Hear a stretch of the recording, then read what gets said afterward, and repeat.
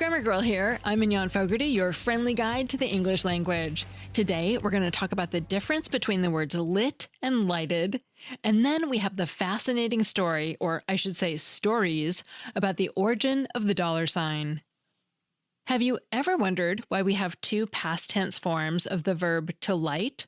Should you say Squiggly lit the candles or Squiggly lighted the candles? Maybe you've even wondered whether one is wrong. Lighted sounds kind of weird in that sentence, right? Squiggly lighted the candles? Well, both words are correct. Light is one of those rare English words that has two acceptable past tense forms. Lighted is what we call a regular verb because you make it past tense by adding ed to the end.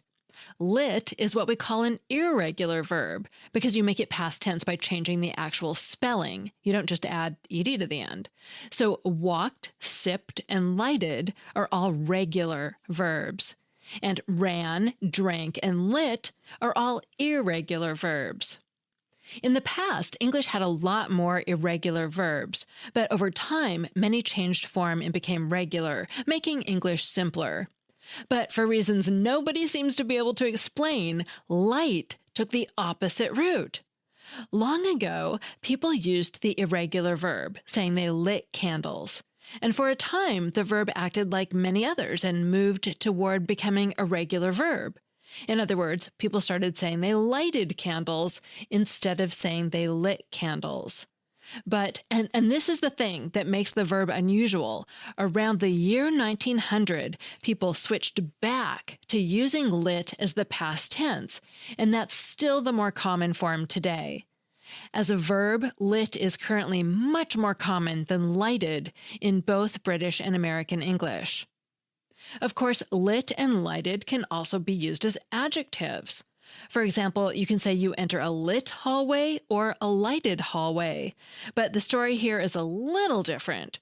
According to a Google Ngram search, which looks at how often words appear in published books, lighted used to be far more common as an adjective.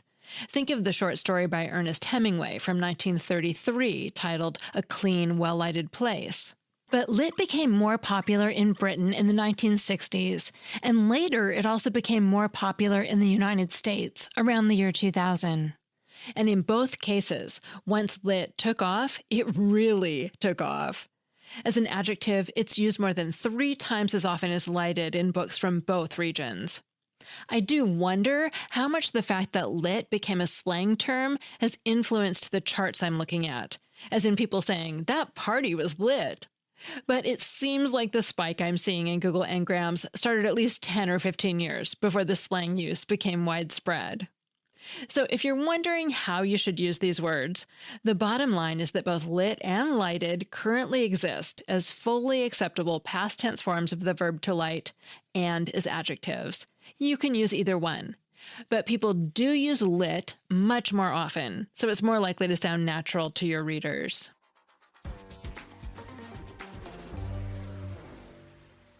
Where is Jimmy Hoffa? What happened to Amelia Earhart? Where is Alexander the Great buried? Well, despite our best efforts, each question remains a mystery.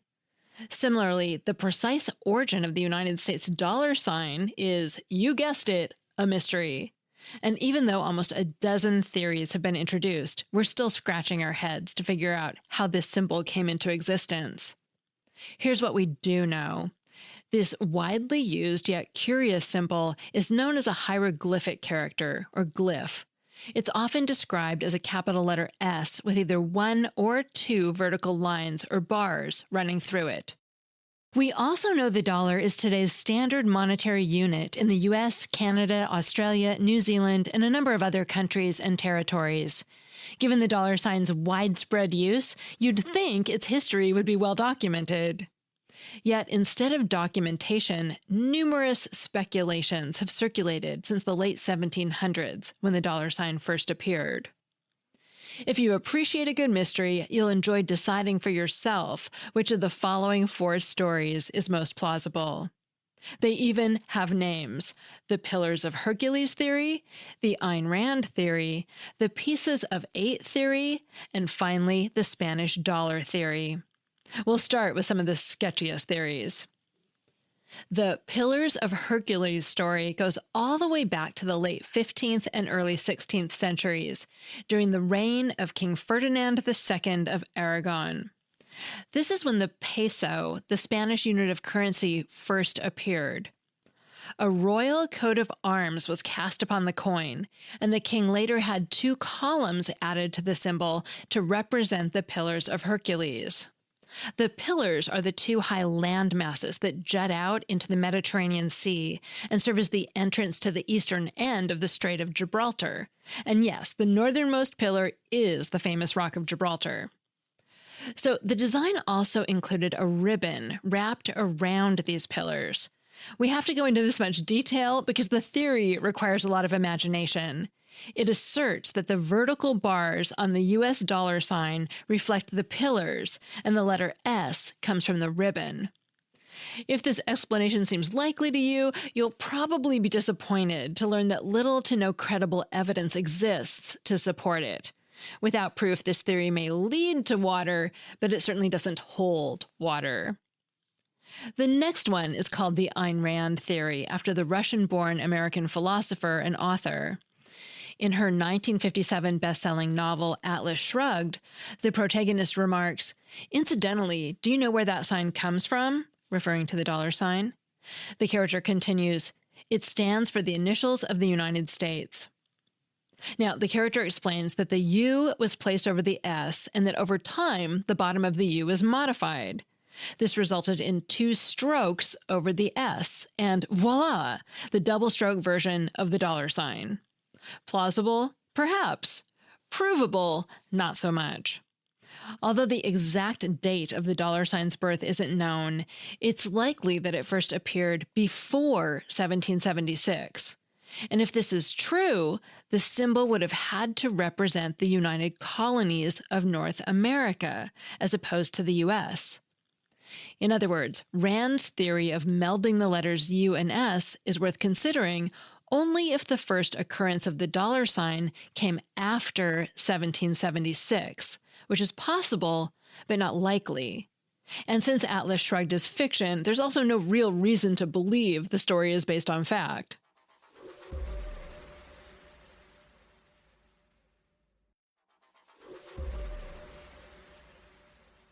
Now let's consider the pieces of 8 theory. It's based on the Spanish settlers of the 16th century who took over parts of South America. It was here they discovered vast amounts of silver in what is today Mexico, Peru, and Bolivia.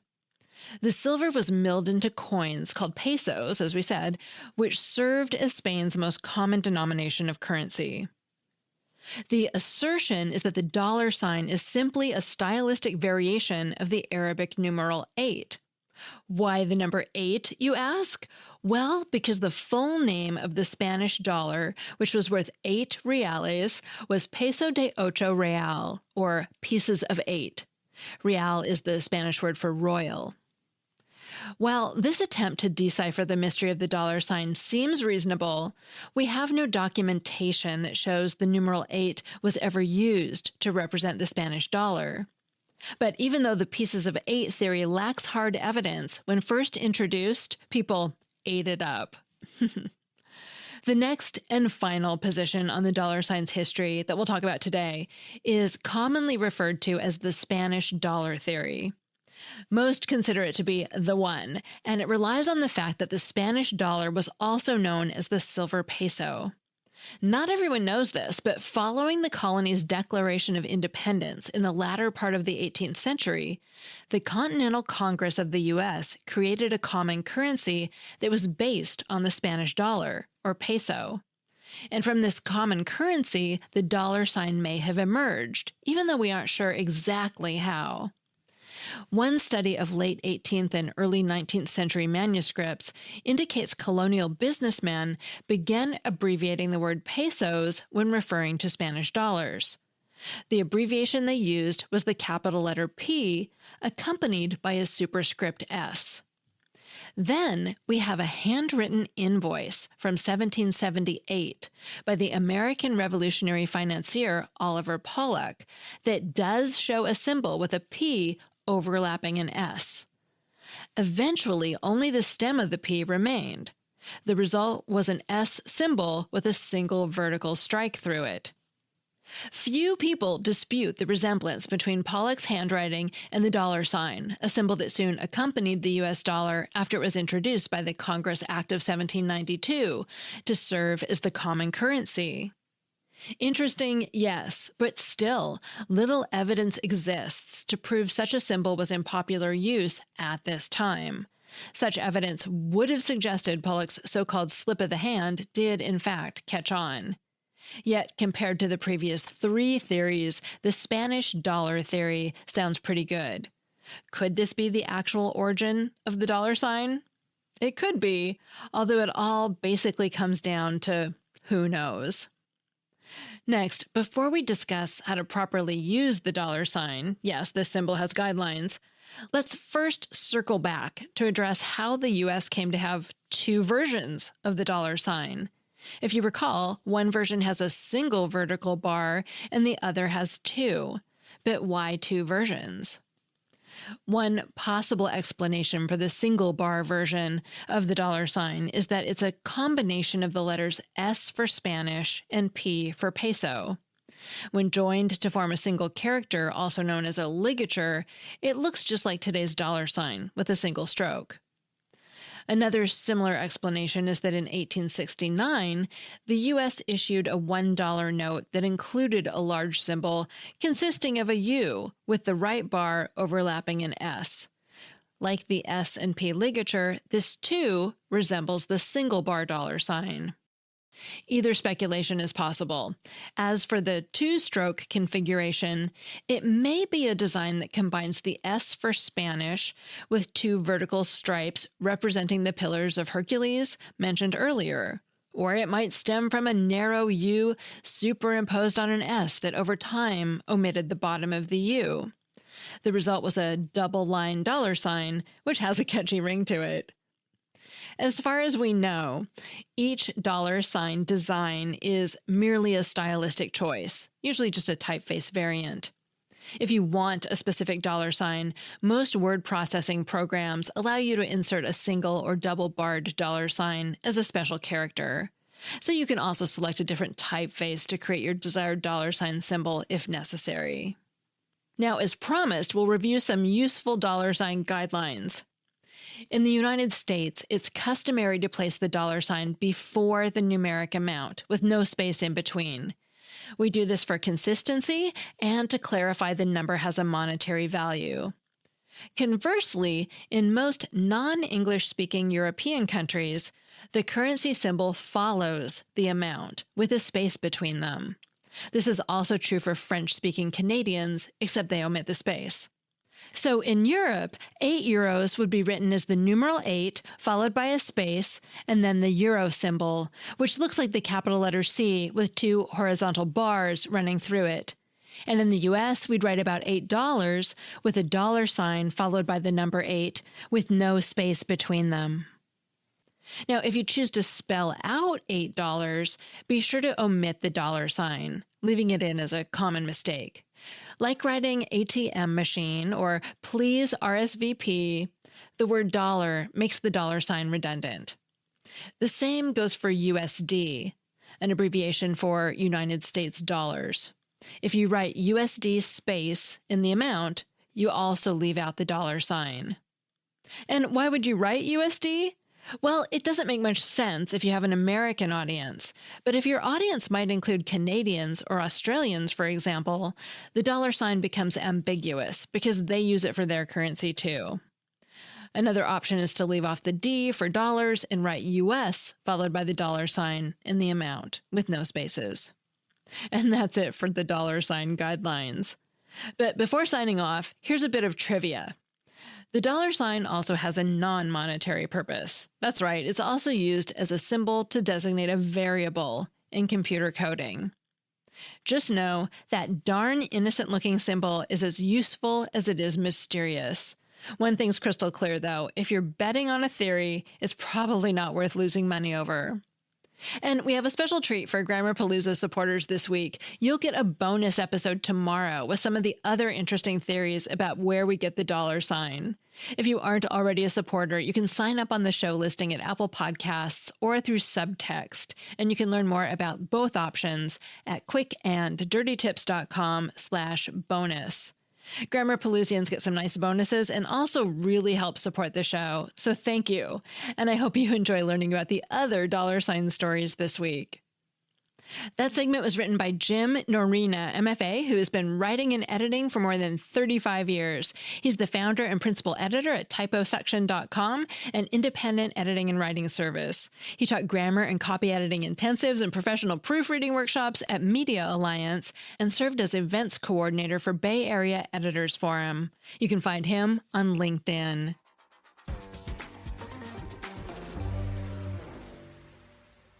Before we get to the Familect this week, one of you had a response to our request a while ago from Randy, who grew up near Detroit, about what to call the back area of a VW Beetle. So Terry Roberts' family called it the Wayback. This makes me think of the Wayback Machine, another name for the Internet Archive.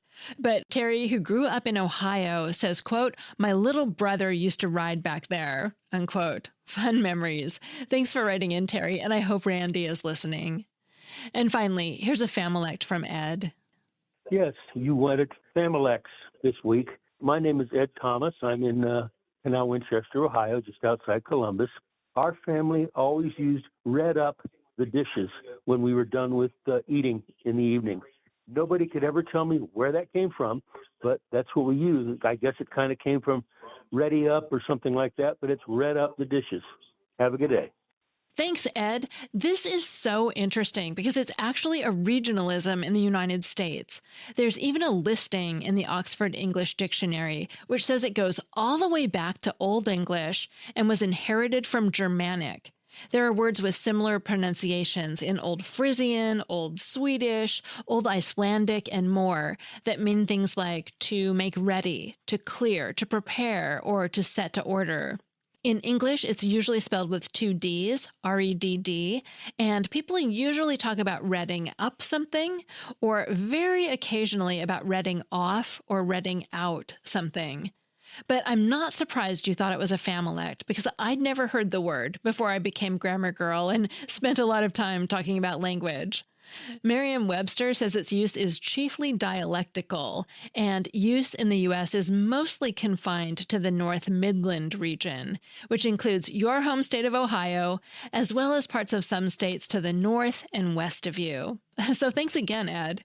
If you want to share the story of your Familect, a word or phrase that you only use with your friends or family, leave a message on the voicemail line at 833-214-GIRL or leave a voice message on WhatsApp. And if you want that number or link later, you can always find them in the show notes. Grammar Girl is a Quick and Dirty Tips podcast, and we have lots of other shows.